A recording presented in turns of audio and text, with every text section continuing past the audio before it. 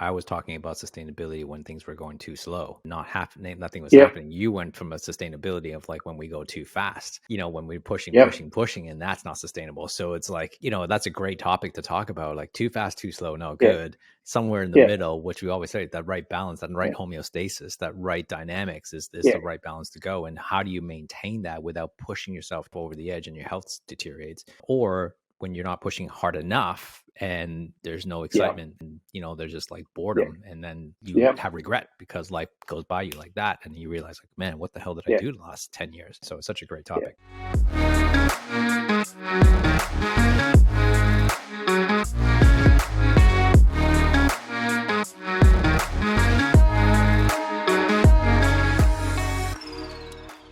Jim, it's such an incredible time, like right now, as we enter different phases of our lives. And I just remember, like, if you reflect back on our lives over the last, 5 to 6 months, when we've moved and changed. And, I'm sure it was the same thing for you. Like, as you're gearing up towards this big move from Australia to Europe, Yeah. there was always something to look forward to, wasn't there? And then when you moved, there's always something to look forward to. And I 100%. think, like, that's the discussion we wanted to have today, is like, when people have something to look forward to, whether it be in life or business, it's exciting. That's why we set goals, and it sort of keeps the momentum going.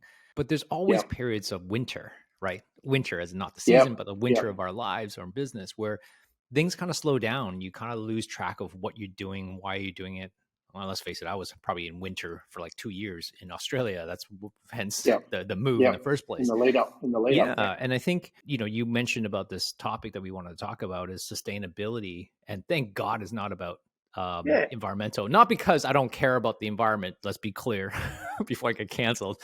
It's more that I don't know anything too much about, sustainability and of environmental. So And the right term, Lawrence, the right term is I'm not a subject matter expert on yes, that. And that yes, just there you go. sounds There you go. so much more. So subject matter experts. Thank you for rescuing me for that.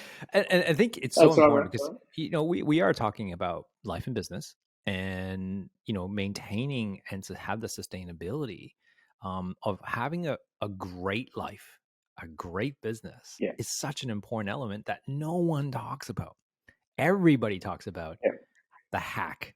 How do I get 30 extra Yeah. minutes of sleep? How do I breathe a little bit better? How do I do this in the shortest amount of time? How do I meditate in 30 seconds? How do I increase my profit in, 90 days? Like, everything's always short term, but no one talks about the long game sustainability. And that's why I love this topic. Yeah, it was. It was, and the big motivation, I guess, was the fact that both you and I, as you said, leading up to coming here, we were drawing on our reserves, mentally, emotionally, physically, just getting everything ready to get here. And I remember you posted that took a toll on you physically, and you were unwell when you first hit Portugal, right? And I know leading up to me going away, I was in the same boat. So we were in a state that wasn't sustainable. We had to get things done. We had a timeline and rigid timelines that we had to work against. But when you fast pace it, you go, that's not a sustainable model moving forward. So really what we wanted to look at today was, how do you maintain sustainability in your own self, in your own health? How do you maintain sustainability in your family, your relationship? And then by extension, how do you maintain sustainability in your business? Because as you said, winter will always come, and winter metaphorically can be a period where right now there's high inflation, there's periods of high stress. How do you adapt to that? How do you get through that? How do you sustain yourself, mind, body, spirit, and financially in a time that puts a bit of compression and test on this? This is what we're going to deep dive and have a chat about today. Well, it's interesting you mentioned that. I like that contrast you gave there. It's like I was talking about sustainability when things were going too slow and nothing was Yep. happening. You went from a sustainability of like when we go too fast, when we're pushing, Yep. pushing, and that's not sustainable. So it's like, that's a great topic to talk about. Like too fast, too slow, no Yeah. good. Somewhere in the Yeah. middle, which we always say, that right balance, that right Yeah. homeostasis, that right dynamics is Yeah. the right balance to go. And how do you maintain that without pushing yourself to really push yourself so stressed that you're basically pushing yourself over the edge and your health deteriorates? Or when you're not pushing hard enough and there's no excitement, and there's just like boredom, and then you Yeah. have regret because life goes by you like that, and you realize like, man, what the hell did I Yeah. do the last 10 years? So it's such a great Yeah. topic. Well, it's a massive one. How about we start, like I said, look, there's probably multiple entry points that we could start in there. We could, we start off your own life. You could start with your own relationship, or it could be relationship with kids, and or business. So which one do you want to start with first? Because I'm equally excited about going to all of them. I'm a firm believer with successful businesses, you need to have a successful life first. Yep. If you don't have your life sorted, there's no point in having a successful business, or it's very difficult to have a successful business because you always have that in the back of your mind, or you don't have the physicality or the productivity or the mental state to be able to create a successful business. So I think let's start with life. What are Okay. some of the things that, let's talk about maybe the things that deter us from sustainability Yep. in our own personal lives, whether it be family or relationship or self. I'll let you take the lead and I'll follow. Okay, sure. Well, I mean, look, we can always start with the basics. Being a background in health, we both will go to the pillars of health that are factors. You know, sleep, rest, what you eat, positive mental attitude, and the people you associate with. Right. So there, you know, there's probably a lot of people that have spoken about this in depth, and we'll definitely acknowledge those. But that, to me, they're the foundational principles upon which you need to focus on. Right. So let's sort of look at those. I think a really important thing for sustainability for me, one of the biggest learning points for me is understanding values and clarity of values and what's important to me. So I felt that quite often I sometimes did the right thing for the wrong reason or the wrong thing for the right reason because I wasn't really clear on myself in terms of what was most important to me. And the moment that I understood my values, that to me was a difference that made a difference, which allowed me to sustainably work in a way, knowing why that was important to me and at least giving some meaning. So to me, once we've got the foundational things that I talked about, then to me, understanding yourself, who you are, what you stand for, is a really important thing in sustainability. How do you feel about that one? Yeah, I think know your why is the most one of the most important Mm. element. And I think we get a lot of questions from, not a question, but a lot of times when our clients kind of call on us and ask us, so what would you do in this situation? And I always fall back onto always, not always, but most of the time I always fall back and goes, well, what's like where we want to go? Like what's the goal here? Like Yeah, what are we trying to achieve here? Because that's partly the why, but also too, the secondary part of that and you need to encompass is also like what are the values of the particular person. And as a coach is that I'm not trying to tell you what I think you should do because that's not my job. My job is to help you come to that decision. But how I help you come to that decision is, number one, know where you're going, and number two, what are the boundaries that you're willing to kind of stay within and not go across those boundaries. yeah, And those are your values, right? And so you need to have two things, right? Direction, which is your why, your North Star, whatever that is. It may be a goal, might be a dream or vision. And then you have your values, which are like the bumpers that keep you aligned to maintaining the person that you are. We're not going to lie, cheat, and steal to get to our goal and vision because those are the values that we uphold. And so that's important, I think. And everybody has different values. So once you know your client a little bit, yeah, you can probably guide and direct them. But really, what it comes down to, I know it seems simplistic, but that's really what it is. And when you make tough decisions to know yourself, with you, if you want to keep sustainability within yourself, it comes down to that. Are you able to stay within the decisions that help you stay within those boundaries of your values? And then knowing where you're going and direction to help you get there. I think those are such an important elements and laneway, and that goes with your physicality, with yourself, um, and also in your business. I think oftentimes we kind of go, oh, like I want to pursue this goal. Okay, why? Someone's willing to work 50 hours a week to get there. I'm like, is that what you want? Do you want to get to the goal, or do you want to get to the goal of, like, to say $1 million? Just put that out there, right? You want to get to a goal of $1 million and be like dead tired and have no energy and be sick, can't function, or do you want to have $1 million, get to $1 million business, but while enjoying life and have strength and have great relationships? That's two different goals here, right? And I think that yeah, people yeah, only state the one part; they don't state the rest of the part that's in their head. And I think that clarity yeah, of the values you just mentioned is so important to add to it, because now the path to get there is different. Because now you go, okay, I have to do all ABC in the marketing perspective and business, but while maintaining yeah. the relationship with your family and life to attain that. Totally agree with everything you've said there, and I guess this is kind of like when you're living a life by design. Quite often they're going to blend in. You don't compartmentalize it and say this is life, this is relationship, this is business. To me, it's like all life, right? And business was really an extension of who I was, in a practical sense in terms of my engagement with people. A thing that I loved what you were saying about the boundaries, because I think that was something that it took me a little while to work out in the initial stages. Because when I first started my career, I have a capacity to just get so locked onto a goal that I exclude other things. And so I get so focused on it that, particularly in my first year of practice, I immersed myself so heavily into it that I had fantastic outcomes in a practice growth and a financial set in one metric, but I was miserable, my health suffered, and I hardly ever got to see my wife Bettina. And so to me, that was a really important consideration in terms of sustainability. So to me, sustainability was, I get to, and Tony Robbins talks about this, when you achieve a goal and you go, is this all there is? Well, I got to that point, and that what I realized quite harshly and luckily very early on was you can't have a happy ending to an unhappy journey. And somewhere along the line, I had to build in fun, enjoyment, sustainability, so that I'm happily achieving, as opposed to thinking that I'm going to get to this outcome and everything's going to be roses, and it wasn't. Right. So, Yeah. well, I could see you. I could see your thought process going, and Lawrence is going, oh, look, tag me, because I've got so much to go in here, man. Yeah, well, it reminds me of this thought process, and I'll bring in age as a factor here, right? So, I think when we're younger, and I think there's this, we put it as what Dan Sullivan, like my coach from Strategic Coach, once was said, like it's called rugged individualism, right? In your 20s, like, which means that you put Yeah, everything on your shoulders, and I'm just going to freaking power through anything and just get to my goal. yeah, You don't care. And that is part of like that grind and that grit that you have in your 20s that is so powerful. And that youth, I kind of wish I kind of, you go back to like, man, I wish I could have directed that energy a little bit better.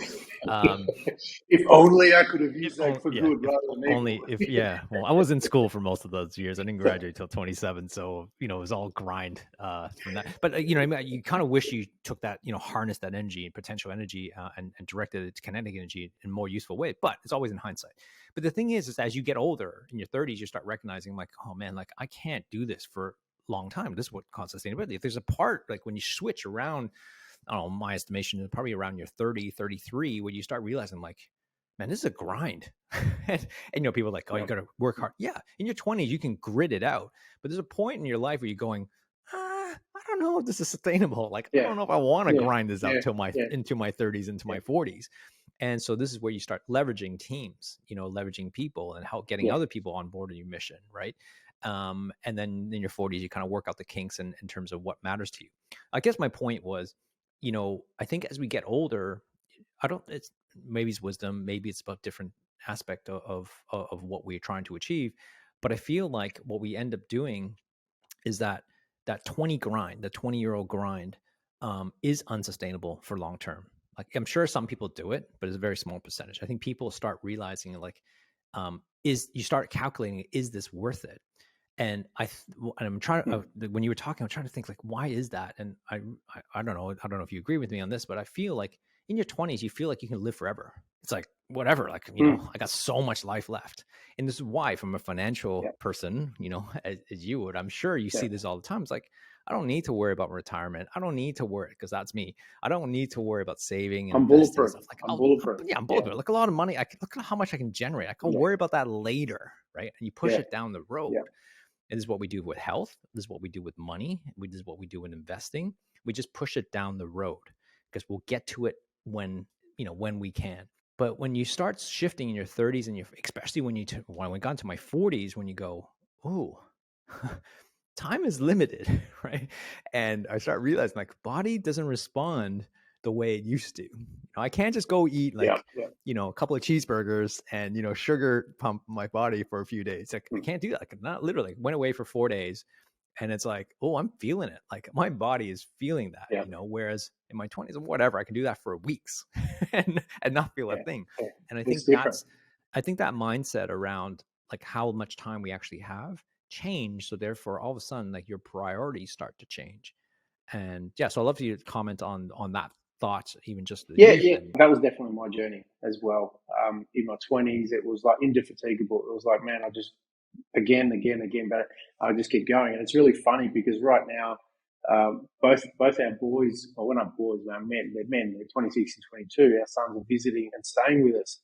Um, in the lead up to Christmas, which is really exciting and awesome. And I just realized how much energy they've got. I thought they had it as little kids, and they're in their 20s. And my older son and I are working on this project together. I'm like, man, I'm cooked, and he's like, no, I'm only just getting started. I'm like, far out. I just didn't realize my own limitations, right? So that was one element of sustainability you have to come to terms with, right? As you get older, you go, okay, I don't have that energy that I had to just bullet a gate things. So you have to be a lot more discerning. You have to be a lot more basically careful of and sustainable of your energy, right? And I hear what you're saying about going away for a few days because going to Portugal was awesome. Coming with you and spending some time. It took me a few days to just get over all the fun and the excitement and all We that did kind of feed stuff, you right? well So too. so I get you did feed me well. Hand on heart, I ate things. It was amazing food. But I just went, you know what? And this was the sustainable part of it. I just went, look, there are some restrictions that I have got to have on my diet, right? I made the decision that I'm going to Portugal and I'm going to have fun. I'm not going to be silly. I'm not going to be careless, but I'm going to have fun. I'm not going to be the bloke that says, no, I don't have. I'm like, I wanted to immerse myself in all the culture. And that was it basically considered opinion. And as a result of that, I went, okay, I felt a little bit more tired afterwards, and that's cool. I wouldn't have changed a thing, right? But I guess the catalyst for our conversation today really was about we're recording this podcast episode today. You just back from London, spending a few times with your family. I'd love to talk you to talk about that because that to me, when I see as an outsider looking in, I see what you're doing. You're creating memories with your kids that are going to sustain you and them and the relationship. And I'm flying off to Paris tomorrow, which is to celebrate my 30th wedding anniversary. And in a couple of weeks' time, I'm also heading off to London with my kids, right? So this is not a travel guide and a travel show, but it highlights, I guess, for both of us how important our happiness and joy and the relationship and experiences are with our families that sustain us. So, what do you think about Yeah. what I just said? So, like, one of the reasons why we decided to go to London last minute was for a couple of reasons. So, as some of you who've been listening for the show for a long time have noticed, like I've been waiting for my house to be completed and built, and recently we found out that the chance of us moving before Christmas is more than likely not going to happen. And so that was quite a very debilitating, not debilitating, sorry, I couldn't say that word. It's more like it was very discouraging news because we had hope that we would get in by October, and November came around, and now December, and things just didn't go our way. And so that's fine. So then you adapt, right? Like, I mean, you can either be a victim or you can kind of change your circumstances. So we moved Airbnbs again. We've been in Airbnbs for at least 7 months now, hoping to get into our house, but we haven't. And so hence, like, most studio video podcasts gets better with time. We're actually going backwards. For those people watching the video, it's I got a spotlight. I actually found a spotlight. Yeah, Without that spotlight, this would be so yeah, dark right now. I'm glad I found a spotlight. But what it is, right? We roll with the punches. This is about, our podcast is about sustainability. It's about long-term thinking. It's not about one show, one episode. You don't have to make everything perfect. And I think we're rolling it. So this is why Wabi Sabi is called Wabi Sabi, is because we're trying to, like, make use of what the life that we actually have to make it, perfect. And so going back to that, we decided, going, you know what? We had a public holiday on Thursday. We were just going to go, and we're just going to go. The kids are going to miss only a half a day of school or a day and a half of school. We're just going to go surprise them, and, like, let's go to London to see the Christmas lights, experience that, Christmas that we never had in Australia. They never experienced that, light festival and mm, all that stuff. So that's what we did. And we went there, and you're absolutely right. Like, as I got older, and sorry to go back to this age thing, but to me, like, it's we went from, in your 30s, you're usually accumulating, try to, get more stuff, watches and cars and all that stuff. And then in your 40s, you realize, I'm like, none of that really matters. Once you got everything, like, everything once you got everything you want, like, it doesn't really matter much anymore. It's more like, oh, mm, but you know what? You can't take away. You can never take away my experiences, the experiences in my life. And yeah, I recognized this really early on, probably about, 8, 10 years ago. And that's the thing. And I look back at all the memories from the kids, and I always ask them, like, what do you remember from this trip or this trip? It was always the spontaneous moments when we did something. It was mm, never about this planned, trip. If you ever asked them about how was the trip from Europe from 4 years ago, they would be like, it wasn't like, oh, we went to blah, blah. It was like, oh, that ice cream that you had, or, it was just this pizza that we had. It was like something that they experienced, not, going to a museum or anything like that. It was always something that in their memory. And it was like that really reinforces the idea that spontaneous experiences matter more than planned experience. We go to Disneyland. If I said, "Do you remember Disney?" They won't remember a single thing from Disney except for maybe like the one time we went down to the secret tunnel, or something like that. Like that's Yeah. what they'll remember, Yeah. not the Disney, plan. So all that stuff that we waste a lot of money and time and energy on isn't the things that they will remember. What they remember with mom and dad, with the family, is those moments. I still remember this like this. Honestly, I still remember this to this day. Like my daughter was probably maybe 5 years old, 6 years old, and we went to Carmel, and we stayed at Clint Eastwood's um, hotel lodge up in Carmel, and beautiful mountain. It was an old like place. It wasn't really nice. That wasn't that spectacular anything, but it was like this ranch, and I decided to take my daughter. I go, let's go to the bar, and it was this outdoor bar. We overlooking like these mountain ranges, and I ordered an orange juice. And that is what she remembered for years. I guarantee she still Mm. remembers that day. Dad took me out to get some orange juice, at the cafe in this hotel. And she'll always remember that. And that was like, over 11 years ago. And like, that's the moments of sustainability, that because talking about sustainability of your family, those memories are going to sink in at a deep level at some point. And those are the things that you remember about your parents, I'm sure, about our lives and our childhood. Mm. Well, that's what we're trying to create. And that's, I think that I encourage everybody from a sustainability, from a relationship. Like I'm so excited to hear your journey, that your 20-year-old kids, or, boys, men, are still wanting to Yeah. hang out with dad and mom. Like that is amazing, right? And I wish that Yeah. I want that for my family in 10 years time. And I Yeah. hope that, that's something to look forward to. So I love for Yeah. you to describe that.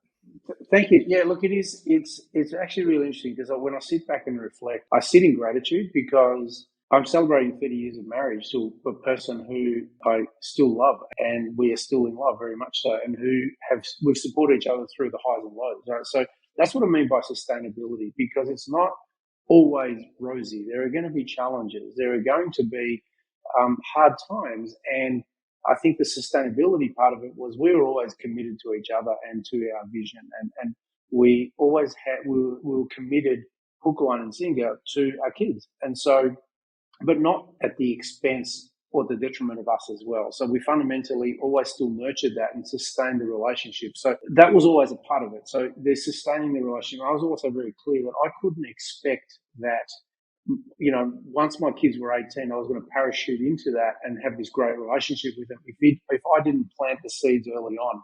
So when I trace back to their childhood years, but my wife at 10, and she was with them, particularly in the formative ages, at some stage more than I was. And yet, when I realized that was a really critical time for us, we took out our football team memberships to go every week so we could spend time together, figuring that when you've got 14-year-old boys who sometimes want to move away, at least they'll talk to you about sport.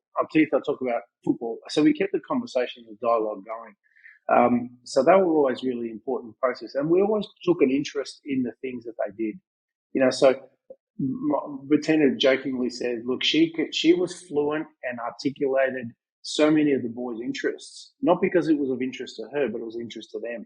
And so the moment that she had an understanding of their world, they had commonality and we had a bond.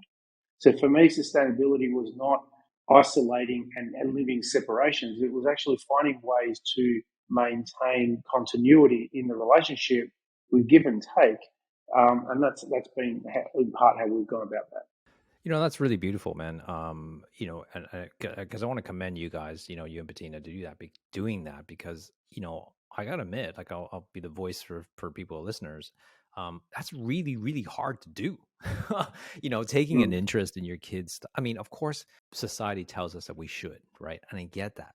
But I'm just acknowledging the fact on how hard it actually is to be fully committed to what your kid is interested in, whatever they're interested in at that moment in time.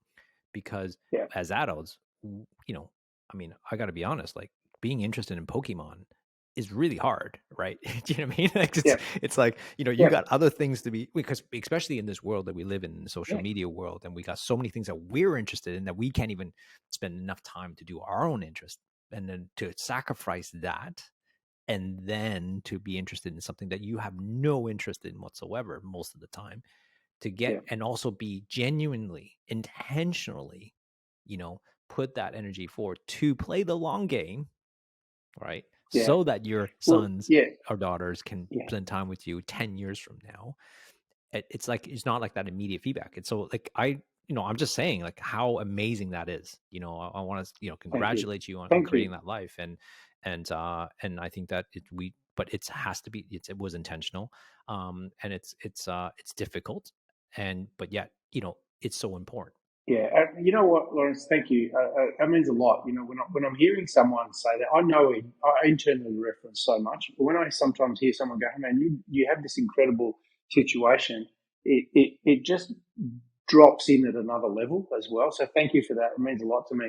I think taking an interest in our kids from the sustainability, that was really important to me. In terms of values, I didn't have that relationship with my dad, right? So for me, that's probably the key of why I made that a priority.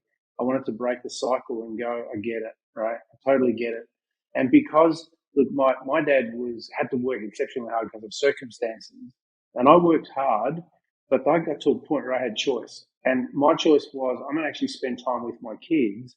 I don't have to do that. I can, and I can keep so driven on this vision, but I'm gonna run the risk of losing my boys, my kids, and or my relationship. So to me, that was a really big shift. So yes, that was the process in there that we went through. A really big thing that we did, I think, that gave us a lot of street cred with our kids was that we always had, I guess, a rule of being transparent and honest with each other. And so they knew that it was never going to be a top-down approach. Yes, there were going to be times that you were going to be the parent and you had to enforce boundaries and rules, but we gave them permission to call us out if they felt that we were out of integrity. So if we were saying, hey, you need to do this, this, and this, and yet we weren't doing that, they were empowered to speak up and challenge that. Now, works great in the trusting relationship, doesn't always work well in school when your kid calls out the teacher for incongruency. So that's the challenges that brought up for us, where our kids were calling out the teachers, and Jim would pretend to have to go and have a chat with the principal about why they don't have a respect for authority. They did, but they just, in their world, they had faith and The trust to speak autonomy. up. Yeah, yeah. That's it. That's it.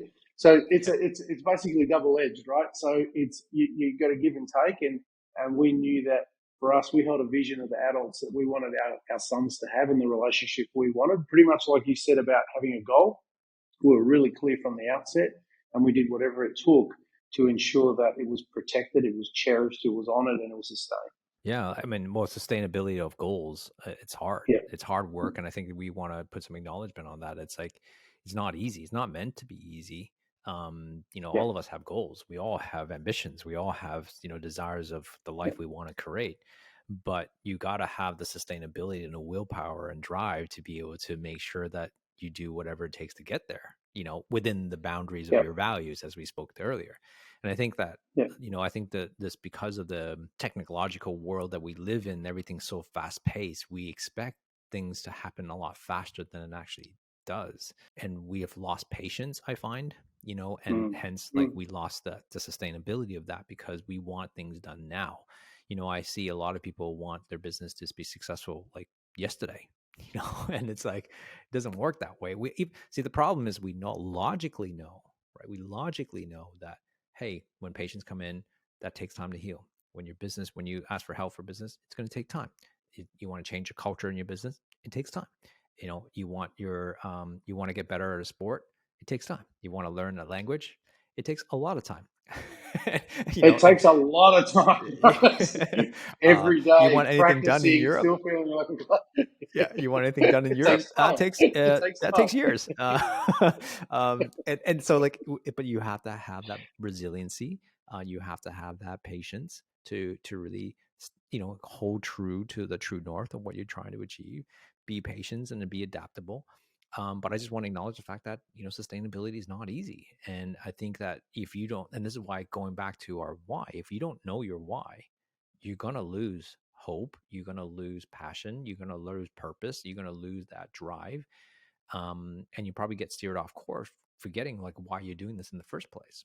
So I think knowing your why and having that clarity right from the beginning is going to be helpful in the long run, to do that. And I think that's such an important role for us to kind of making sure that we're constantly chipping away at what we're trying to achieve and re-looking at that life by design of in terms of what the life that you want, to constantly reevaluate and making sure that you still want that, because 5 years down the road it might be Yeah. something different. Yeah. And, there are quite often going to be events or milestones that shift your perspective, shift how you see the world, particularly from life. We'll definitely talk about business in a moment. But in terms of life, sometimes there's a health challenge. Sometimes there's a relationship challenge. Sometimes there's something that blindsides you didn't see coming that makes you sit up and take notice, right? And that will be the priority. And then you go, I can't keep doing this way. I don't want to do this way. For me, I think the two things, the biggest learnings I had to get for myself was emotional regulation in terms of looking at this and going, okay, I need to cycle through my impatience and frustration. They're my life lessons, patience. And so I've had to work through that, right? So that was a sustainable model, because if I didn't, that would constantly put me in a stress state, a fight flight state, which I knew wasn't healthy for me. So I really had to do a lot of work on self to be able to get that. And I think a really big epiphany for me came once where we were probably in our 30s, particularly when we were on the accumulation stage, as you said. We'd had a milestone, we'd bought an investment property, and we bought another one, and I didn't celebrate. And I just went, great, done, next.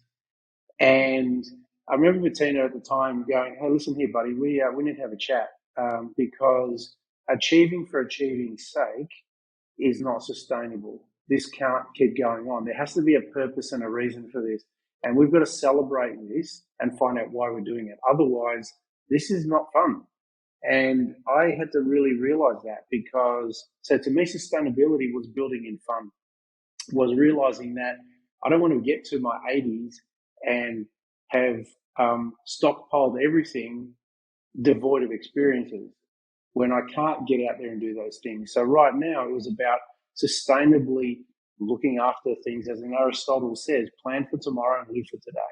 And there was an element of enjoy the journey, enjoy the process, and still be mindful of the long game. But you got to build in fun, dude, because if you don't, what's the point? You're absolutely right. Like that's something that it's funny because I'm exactly the same boat. I don't spend a lot of time having fun, especially when I was younger. It was more about achieving, and and just the sense of achievement was enough for me. It was never about the money or anything. It's like I just got the satisfaction of achieving certain things, but I never spent enough time having fun. Like when people ask me like, "What's your hobby?" Like I don't have one. I hate that question because I don't freaking have one. Mm, Like CrossFit was probably my hobby for the last 8 years. Like and that's not really a hobby because it wasn't like I did it.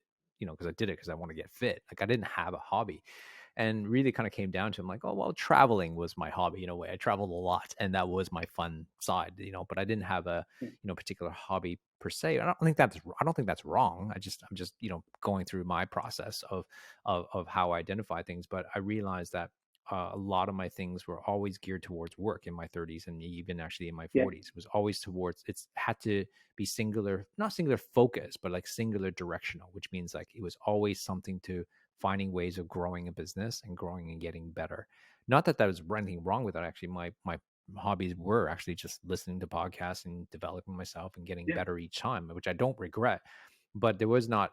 There are moments where I do question, like, was I actually having fun and enjoyment? And I think it's within yeah, the last sort of 5 to 10 years where I've been going, no, like I am going to take up experiences and just making a decision on doing things that kind of scare me and also being having enjoyment that I enjoy, not like what Karen wants me to do or expects me to do or what other people expect. I'm going to do this because I get enjoyment out, and I don't need to explain myself. I don't need to yeah, justify my decision. I just want to do certain things for me. And I think that's really hard for people to kind of, it took me a long time. Like it took me probably 40 somewhat years to kind of come to yeah, this conclusion. I'm like, I don't need permission per se, from anybody to yeah, justify that. And like one an example was we were in Bali, and my team, the 40 San Francisco 49ers, made it to the Super Bowl in 2020. And I was like, oh, like I was just gonna like, wouldn't be awesome if I actually, went to the Super Bowl. Well, we were like literally in Bali.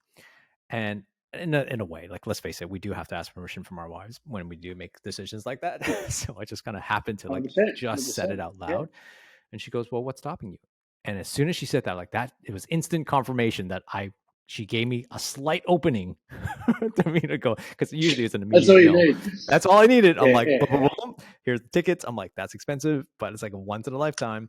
yeah, And got the tickets, yeah. and boom, like I flew from Bali to Sydney, got to my home, changed clothes, got right back to the airport, flew to, where did we go? Miami, which was like 28 Yeah. hours or something, and went to the Super Bowl. And it was a lifetime experience. I mean, I wish they freaking won. That would have been even sweeter than stopping. But still breaks my heart. Still haven't watched that game live, a repeat, just because I can't bear to watch it again. But anyways, it's the whole experience. But that was all for me. My wife, not she didn't allow me, but like she knew that was important to me. And I don't need to justify that to anybody. Like people would say, "Well, that Yeah. was a waste of money." Like who cares? Like that's my thing, right? And some people it's hanging out in a pub and drinking with their friends every week, or Yep. doing whatever. Like you don't need to justify to me. I don't care. Like what I'm saying, there's no judgment, but like your element of fun is adding that Yeah. element of experience, of making sure that you're doing something that could be for selfish reasons, but you don't need to learn to justify. I think that's sustainability for life. And that's my opinion on making sure that you are having fun, because that's what makes you whole. But it may not be what makes your partner happy, or Yeah. like in terms of like that's not what they're interested in, like and that's okay too. Like it's finding that balance between the two, as long as it doesn't Yeah. push too much of the boundaries that sacrifice your relationship. I think certain things are meant to be somewhat selfish. I don't know if you agree with me that Yeah, on that or not. yeah.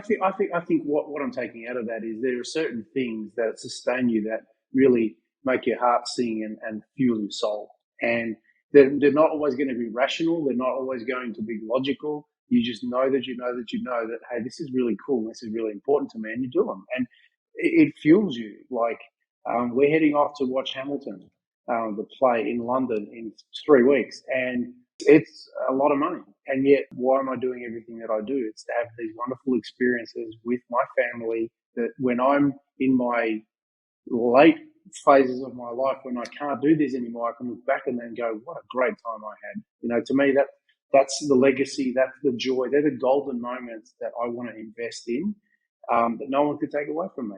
And so to me, that's really important. Yeah, like that's a fundamental question, right? It's like, what are we doing all this for? Like, what are we working for, right? And Yeah. it's like Yeah. everybody's, oh, we're working for money. Okay, well, what kind of money? And, you have a number. Okay, why?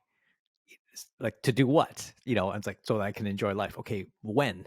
Right? And it's like, and there's a Yeah. great book. I think it's called Die with Nothing. I'll have to check if that's the right thing. Right. And it talks about like everybody has this. We've been on this society, to train ourselves to save for retirement, like invest and work hard, and then you have all your money when you retire, so you can enjoy life. But failing to forget that most of us, I'm not saying all of us, but most of us don't take care of our health, so that by the time we actually retire, you can't actually go do the things that you actually thought you Yeah. wanted to do. Like, if you can imagine, like, if you never took care of your health, never, you didn't eat well, didn't take care of your health, you're not parachuting at 65, right? You're not Yeah. like climbing Mount Everest at 65. I'm not like, if you didn't sustainability for your health, you're not going to do those things. So why not? If you think about like our objective, which is to enjoy life, that's what we're kind of make money for anyway. So be happy. Then like, why wait to the end? And why not create enjoyment and experiences, as you mentioned now? Because like like I look at, there's a great entrepreneur colleague. He term his business is called 18 Summers, and Jim Shields is his name. And 18 summers, think about that. That's basically the amount of time you have with your kids. 18 summers. When you put it in that time frame, now you have more because you worked hard and created more Yeah. time. But for most of us, it's 18 summers, and you go, holy crap, that's not a lot of time. When you think No. about the time, because they're in school most of the time, and the summertime is the when you get to have a chance with them.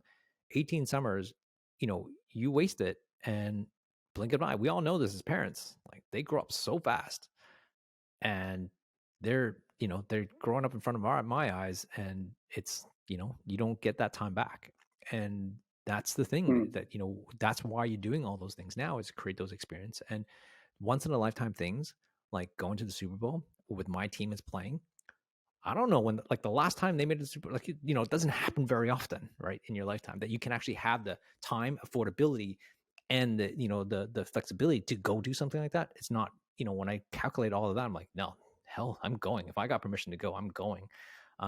And I think those are the moments, like, when are you gonna have all four members of your family when they're all in the 20s and living all different parts of the world to be in one spot to go see Hamilton? Like, great show, by the Yeah. way, highly recommended. Yeah. And So those looking are forward to such it. a So looking such a forward to it. such a memorable thing that it's so powerful, and that's what you can remember. And I encourage everybody to really think about the sustainability. What lifts you, what lights you up, is going to be the things and experience that you take along the way, because we can't take any of this stuff anyways.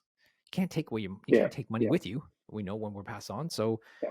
learn to enjoy it. Like, I'm like, don't blow it, right? I know Jim's Yeah. financial thing is Yeah. going to come into board. don't blow No, it, no, but at the I same actually, I time, tell man, yeah, I totally agree with you. What I'm basically saying is that let's be totally transparent here. Both of us are very driven, have been very successful in what we do in one metric, and that has allowed us the opportunity to have experiences, a particular life and a lifestyle, which that has rewarded. What we're talking about is we're not saying they're mutually exclusive. We're not saying you don't work and as you said, you're being you're not being careful with what your money. But what we're basically saying is, you know what, we have one life, as depending on what your beliefs are, one life, and it's about sustainability. Is about enjoying the process and having great things, looking after yourself.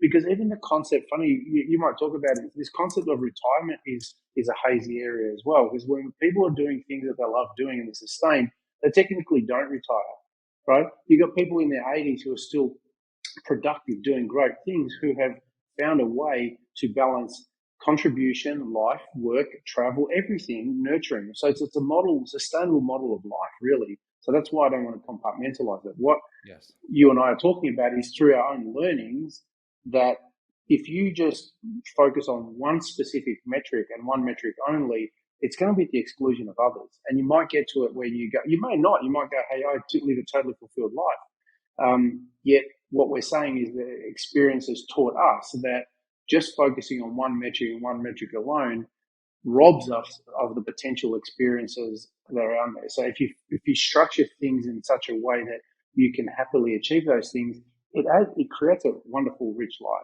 right? And that's really what we're talking about. So And the you rich talked about the life. finance side of it. Yeah, go ahead. Yeah, Finance. yeah, yeah. I was going to say you talked about the finance side of it.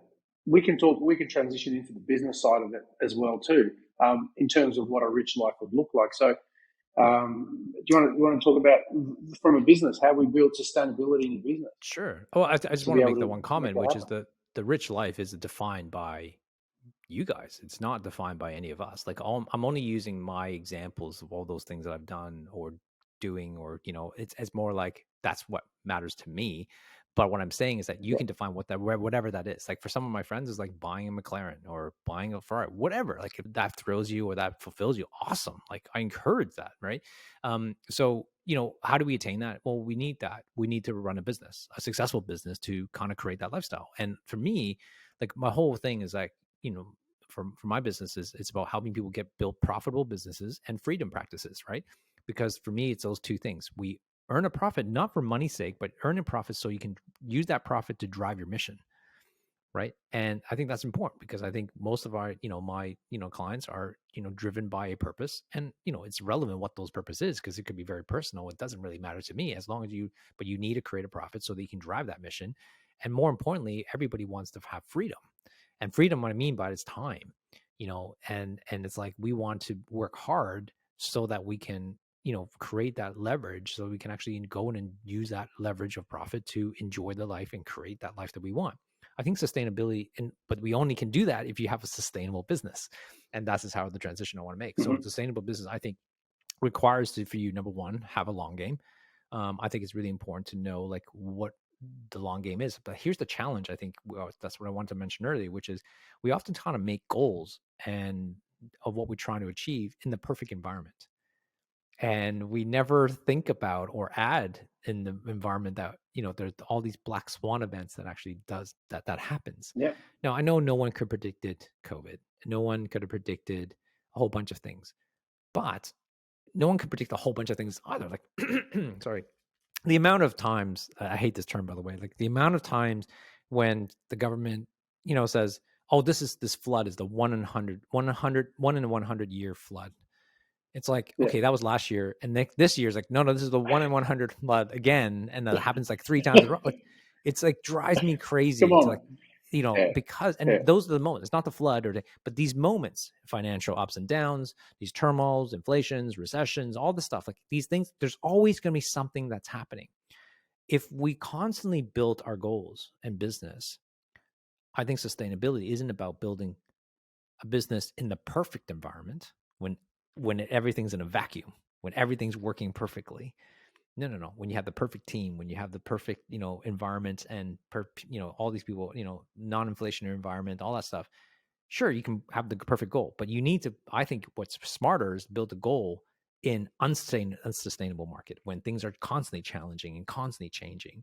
Mhm. That is way better because you're more prepared to be sustainable because you're more adaptable.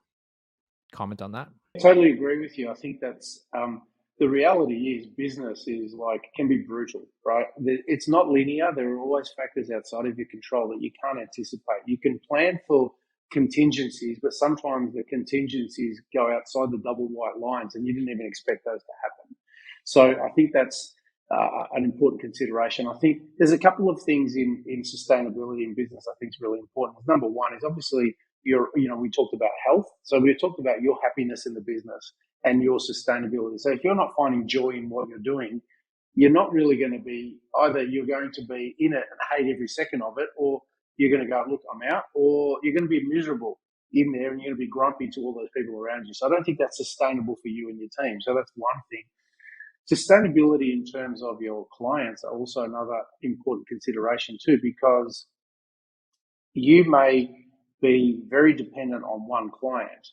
And as a result of that, you lose that one client, your business is gone. So I think a very good sustainable business practice is always to ensure that you have multiple customers and multiple basically people that you can do business with so that you're not totally dependent on one specific person. I think that's a really important consideration and factor.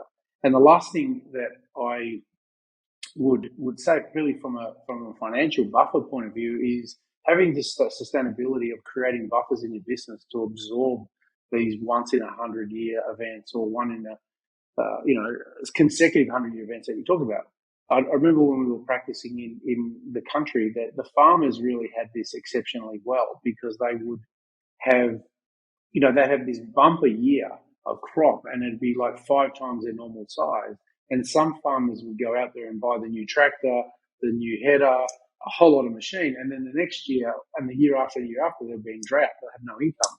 So financial management was really, really important to say, okay, we've got a buffer here. We've got a bumper year this year. Awesome. Don't bet everything on it or don't spend it all. Just absorb the highs and low points by doing that. And that sustained farmers to be able to handle some pretty lean years. So there's some metrics, key metrics within the business side of it for me as well. It's funny. I had a friend, Jason Gaynard, who just posted something similar to this on this concept today on Facebook, and he said that his 10-year business cycle. I don't know if it's a thought process or it was just interesting to read it. It was like, in any 10-year cycle, you have 2 great years, 6 good years, and 2 really bad years. And it's kind of true, right? Like if you think about that, like there's always these Yeah. moments of, and it depends on, the cycle of where you're at in your business. Everybody's always at a different place. Not everybody kind of goes down at the same time. And I think that's pretty speaks volume to what you just said, right? Like you have 1 great year or 2 great years, like, all right, I'm on top of the world. And I've learned that from an investing point of view. Like those, I just started investing, and in the last Yeah, 2 years were freaking amazing. And then now you're seeing the downside. You're like, okay, I did not expect that, yeah, right? So I'm learning yeah, emotionally, and also like from the yeah, perspective, I'm like, okay, like how do I manage myself and my emotions during the downslide? And I think that's such an important element to think about. Is like, you mentioned about emotion resiliency earlier, I think, and it's about like how do you manage your emotions when you're at, when things are peaking really well, but also how do you manage the upswing, the downswing, and also at the bottom, like how do you manage those emotions? Because if your emotions are predicated by the ups and down of your environment versus having an emotion state like this while this is going on around you, I think that's the critical element. Not to, when things, the yeah, DeMartini talks about this, right? When things are high, you got yeah, to maintain a balance, and if things are low, you maintain a balance. And that's how, yeah, instead of like this hopper bipolar swing, you're kind of swinging yeah, in the middle there. I yeah. think that's a better way of looking at things. Yeah, I was always taught that the nervous system, your body can handle plus and minus 10% either way before you start going into alarm reaction mode. So if things go 10% greater than you normally are, whether it's a metric, and it's actually really interesting, is that the long term statistics of shares or property is about 10% per year over the long term. So it's really interesting. So they basically talk that, it's basically fear and greed are what drive a lot of the markets, and fundamentally plus or minus 10% before people start reacting. And that's really what I come to understand. And you talk to anybody who's particularly a professional trader, as a few of my clients are, they tell you that they have to dissociate from emotion to be able to make logical decisions. So have a trading plan that they have to stick to rigidly to get themselves out of the way to allow that process to work. So you're 100% correct. Like if you're riding your emotions and the ups and downs of investing cycle, your heart's on your sleeve, it's going to be a really difficult journey. And I've definitely journeyed with that, and I realise there's certain elements that I go that suits my risk profile. That doesn't. I'm excited by that, but so you get to learn that over time from a sustainability point of view, and purely from an investment point of view. If you are losing sleep and you can't sleep because of that, that's not sustainable. Not sustainable in your decisions because you're going to make reactive decisions, but it's also not sustainable in your health. And you, by extension, you're going to be really grumpy to the people around you as well. Yeah, absolutely. I totally agree with that. And that goes with the business as well. Like you make decisions that, cause your business to, lose sleep over your business decision. It's the same thing. You act and react.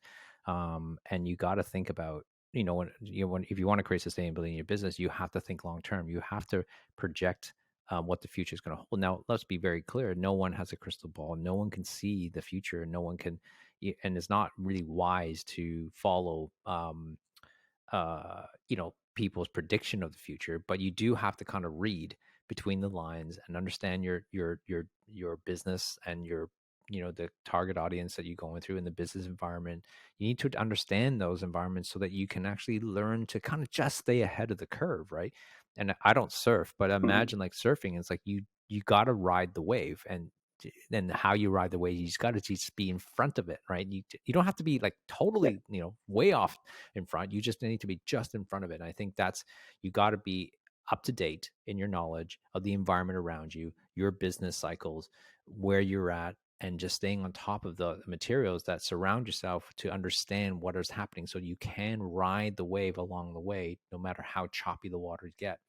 And you got to know that, hey, there's no waves there. I'm going to have to paddle a little harder, because there's no, momentum going there. So you have to create your own potential energy, to convert that into kinetic energy. I think those are all the things that has to be there in any environment. If you don't, that's what, creates the business collapse. And the name of the game of business is to make sure you get to play tomorrow, right? So, if you're not, yeah. So if you can't play that's tomorrow, then exactly right. like, You've got to stay in the game. You've got to stay in the yeah, game for as long as you exactly. can. Yeah, and Yeah. So, so one of the reasons why I love about sport, especially like, dynasties and legacy, it's like it's basically the same as life, right? Like, when let's face it, in any particular sport, whether it be football, basketball, baseball, like you have all these teams, like 30 somewhat teams vying for one trophy at the end of the year. Okay, only one team's victorious and everybody else is a loser. But the reality is, like, it doesn't, you might have one bad year, but it doesn't mean that you just give up, right? Like, that's what I love about franchises. Like, every great dynasty of any sports team will make it to the top maybe once in a while, or maybe 2 years in a row, or 3 years in a row. But very rarely does one team dominate like for decades and decades, because there's always this up and down swing. They're always going to have these moments. And I think that's what happens in business as well. You might have 1, 2 great years, but then there's going to be some problems. People expect to be paid more, or you lose, high quality staff, and it's going to come down a bit. Like, it's really hard to maintain this trajectory of growth all the time. And you got to think about the long game, and you got to balance out that 10%, what you said, the plus and minus, but recognizing as long as the overall trend is going up, um, that's over a long period of time, then I think you're doing well in sustainability, because that's the name of the game. Stay in the Mm. game so you can play the game. Yeah, I love it. So I think we should start winding up today, Lawrence. I think the key things that I have taken out of this discussion as well for me is that the key for sustainability is equal, it has to start with self in terms of looking after yourself, your health, your vitality, what's important to you, your relationships, and why you're doing what you're doing. So you've got that joy metric. And then when we're applying it to business, it's the extension of it, is having some principles that govern good sustainability in business to ensure that you design a life and a business that can support you and your vision. So that would be my take out of today. What about for you as we close out? It's very similar. I think what you apply in your life is basically the same as your business. So one thing we never kind of got to is, like, understanding your business trajectory of where you're going to go, and knowing where it's supposed to give you, like, what's the outcome your business is supposed to give you, and then leveraging that, and then getting, and also getting people, like, sustainability we talk about is finding the right team members. Surround, like, no different than in life, right? The most important person that you will have in your life, that you probably spend the most time, isn't your parents, isn't your friends, is probably your significant other. That choice you made 30 years ago, Jim, the choice I made, 20 someone years Mm, ago, that choice makes all the difference in the trajectory of our life, because that person is going to be there, to help sustainability. That relationship sustainability is going to dictate a lot of directional decisions that we would have made along our way, that influences our whole entire life in business. Well, the same thing with business. Like, if you don't choose and hire the right people to surround yourself with, to help you elevate your mission to get you to where you want to go, that's going to be very challenging to have a sustainable business. And so mm, I think like whatever we said about life applies directly into business, because business is about relationships, yeah, with your clients, with your staff, and also with your suppliers, and providing that service. I think that's number one thing. And when you can do that, when you can do both of those well, I think you end up with a very, very happy life. yeah. So, Agree. guys, I Thanks, hope you guys Lawrence. enjoyed that. Awesome. Had fun today. Yeah, I enjoyed that conversation, and I hope you guys did too. And most importantly, please share this episode with other people who might need to hear this, because I think it's such an important discussion. And that's what the name of the game is, really, to live a great life and a long life if we can. And so, how do you do that? Well, this is described over the whole entire podcast. So please check us out on Facebook, YouTube, Spotify, podcast channels, or wherever you get this and watch this. Please share this with others, and comment, give us a like, and do all those fun stuff. It'd be greatly appreciated. Until next time, hope to see you at the next episode of Wabi Sabi.